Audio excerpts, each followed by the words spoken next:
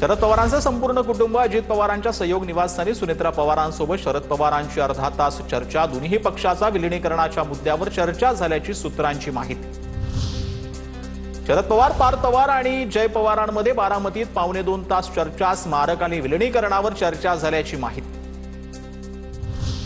शरद पवार पार्थ पवार भेटीवर राजकारण नको, पार्थ पवार आजोबांना भेटण्यासाठी गेले, त्यात गैर काय? तटकरेंची प्रतिक्रिया। या भेटीचा राजकारणाशी संबंध जोडणं योग्य नाही, सुनील तटकरेंचं वक्तव्य। विमान अपघात होण्याआधी सकाळी 8:37 अजितदादांचा शेवटचा कॉल। कार्यकर्ते श्रीजित पवारांनी अपघातापूर्वीच फोनवरील ऑडिओ क्लिप ऐकवली। सर्व जाती धर्मांना सोबत घेण्याची दादांची भूमिका।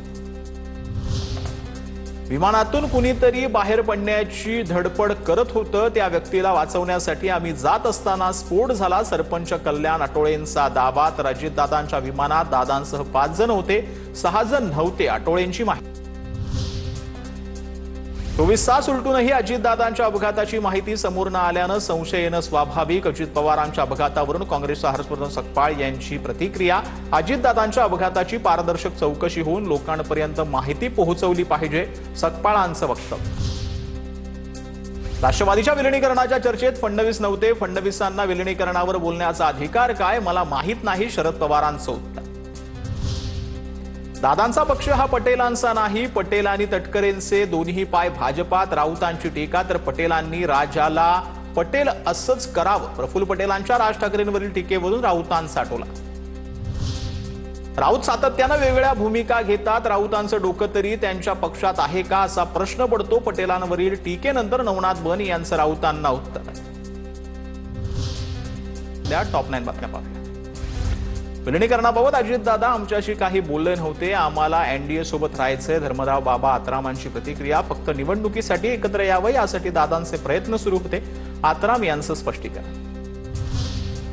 अजितदादांच्या विमान अपघाताप्रकरणी लोकसभेत तातडीनं चर्चा घ्या। ठाकरेंच्या शिवसेनेचे खासदार अरविंद सावंतांची मागणी। तातडीच्या चर्चेसाठी सावंतांचा लोकसभा अध्यक्षांना स्थगन प्रस्ताव।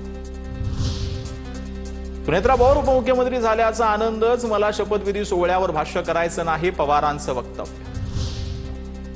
अजितदादांच्या आठवणी सुप्रिया सुळे भाऊक। अजितदादांसोबतचा फोटो सुप्रिया सुळेंनी शेअर केला। सुप्रिया सुळेंनी स्टेटसला अजितदादांसोबतचा फोटो ठेवला। विद्या प्रतिष्ठानच्या आवारात अजित पवारांचं स्मारक होणार। शरद पवारांसोबतच्या बैठकीनंतर जय पवारांकडून विद्या प्रतिष्ठानच्या मैदानाची पाहणी। लाडकी बहीण योजनेला अजित पवारांचं नाव देण्यावर चर्चा। समन्वय समितीत निर्णय घेऊ, मंत्री चंद्रशेखर बावनकुळेंची माहिती। एनसीपी अध्यक्ष म्हणून प्रफुल्ल पटेलांचं नाव अनावधानानं कसं येऊ शकतं? सुनील तटकरेंच्या विधानावर मंत्री भरत गोगावलेंची प्रतिक्रिया। या विषयाच्या खोलामध्ये आपण न गेलेलं बरं, गोगावलेंचं वक्तव्य। तटकरेंकडून पटेल यांच्या राष्ट्रवादीचे राष्ट्रीय अध्यक्ष म्हणून उल्लेख करण्यात आला होता। राष्ट्रवादीच्या पक्षाचा अध्यक्ष लीडर असावा, दलाल नसावा। हर्षवर्धन सकपाळ यांची प्रफुल्ल पटेलांवर टीका। राष्ट्रीय अध्यक्षांबाबत पक्षांतर्गत निर्णय घेण्यात येईल, सकपाळांचं वक्तव्य। चंद्रपूरमध्ये भाजपाकडून शिवसेना ठाकरे पक्षाला 1.25 वर्षांचा महापौर करण्याचा प्रस्ताव। भाजपामधील वरिष्ठ सूत्रांची माहिती। आधी कुणाचा महापौर होणार यावर चर्चा सुरू। अशा प्रकारचा प्रस्ताव आल्यास विचार करू, जिल्हाध्यक्ष संदीप गिरे यांची माहिती।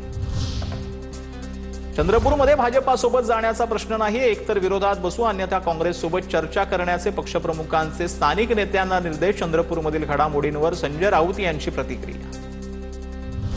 चंद्रपूर महानगरपालिकात काँग्रेसचा गट, नोंदणीचा घोळ। वडेट्टीवारांच्या गटाला नागपूर विभागीय आयुक्तांकडून नोटीस। 7 मुद्द्यांवर उत्तर मागवलं। मुंबई महापालिकेत शिवसेनेच्या सहयोगी गट म्हणून सोबत जाण्यासाठी राष्ट्रवादी काँग्रेसला हवंय स्वीकृत नगरसेवक पद। एल वॉर्ड प्रभाग समितीसह काही महत्त्वाच्या समित्यांवरही सदस्यपदाची मागणी। सूत्रांची माहिती। शिवसेनेकडून ठोस आश्वासन न मिळाल्यानं राष्ट्रवादी काँग्रेसकडून अद्याप गटनोंदणी नाही। मुंबईत महापौर आणि उपमहापौर पदासाठी 11 फेब्रुवारीला निवडणूक होणार। मुंबई महापालिकेत महापौर दालन सज्ज करण्यात। मुंबई पालिकेत दोन्ही शिवसेना पक्षाला एकाच कार्यालय विभाजन करून देण्याची शक्यता। पक्षफुटीनंतर कार्यालयाची संख्या वाढल्यानं निर्णय। पालिकेकडून लवकरच कार्यालय विभाजनाचं काम केलं जाणार। नाशिकमध्ये उपमहापौर पदावरून शिंदेंच्या शिवसेनेतील अंतर्गत कलह उघड। पक्षादेश डावलून उपमहापौर पदासाठी प्रवीण निदमे आणि राहुल दिवे यांचे अर्ज दाखल, तर गटनेत्यांच्या सूचनेप्रमाणे विलास शिंदे यांनी भरलाय उपमहापौर पदाचा अर्ज. पक्ष काय करणार याकडे लक्ष.